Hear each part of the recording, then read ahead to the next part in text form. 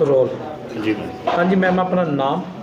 मैं डॉक्टर स्वप्ना मिश्रा हूँ। मैं director gynae and robotic surgery Fortis hospital Mohali में हूँ। जो हम अमृतसर आने का हमारा एक ही कॉन्सेप्ट है, ये बताने के लिए कि हम लोग डे केयर रोबोटिक सर्जरी करते हैं। इसका मतलब है कि अमृतसर से कोई मरीज़ जिसको या तो यूट्रस का कैंसर हो या फाइब्रॉयड हो या ओवरी में सिस्ट हो या ट्यूमर हो, सेम डे जाकर चंडीगढ़ पहुंच के सर्जरी कराकर सेम डे 8-9 घंटे में वापस आ सकता है। उसको चंडीगढ़ में रहने की रुकने की कोई ज़रूरत नहीं है। रोबोटिक सर्जरी होती है क्या? रोबोटिक सर्जरी टूल है, टेक्नोलॉजी है। आप 8 mm के छेद से आप पूरी की पूरी uterus, ovary, lymph nodes, organ, सारे जो अपने जेनाइटल ऑर्गन्स औरत के होते हैं, पूरी की पूरी सर्जरी की जा सकती है बिना मरीज़ को एडमिट किए हुए। मैम कितना टाइम लग जाता है सर्जरी में?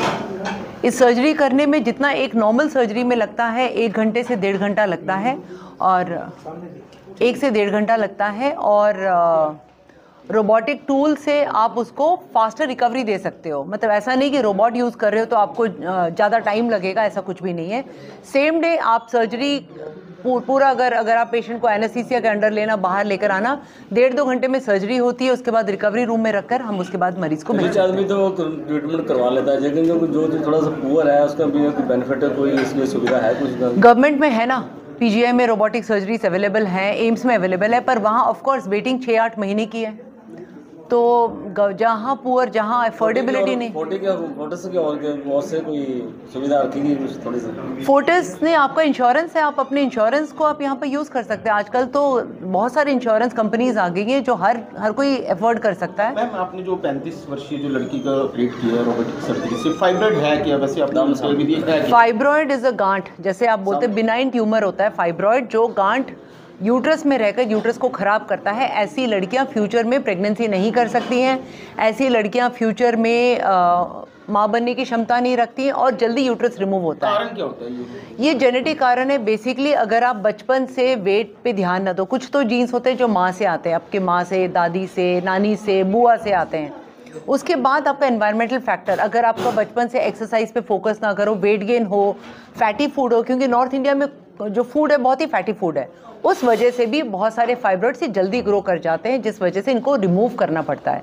यूजुअली अधिकतर बहुत सारे जगह जाओ तो बड़े बड़े फाइब्रॉइड्स हो तो लड़की को बोला जाता है कि आप यूट्रस रिमूव करो, पर रोबोटिक टेक्निक से हम फाइब्रॉइड रिमूव करके यूट्रस को बचा सकते हैं, जिससे ये लड़की फ्यूचर में शादी करके प्रेगनेंसी कर सके और उसको और कोई प्रॉब्लम ना हो। इसकी लाइफ टाइम कोई प्रॉब्लम नहीं है? रोबोटिक की कोई लाइफ टाइम प्रॉब्लम नहीं है, कोई लाइफ टाइम प्रॉब्लम। क्या टाइम पीरियड रहता है? क्या, किस चीज़ का टाइम पीरियड? सर्जरी का, और उसके बाद में पेशेंट कितनी देर बाद? सर्जरी के 6-8 घंटे बाद कोई भी ऑपरेशन, चाहे आप ओपन टेक्निक से करो, आप सर्जरी के 3 दिन बाद मरीज़ को घर भेजते हो।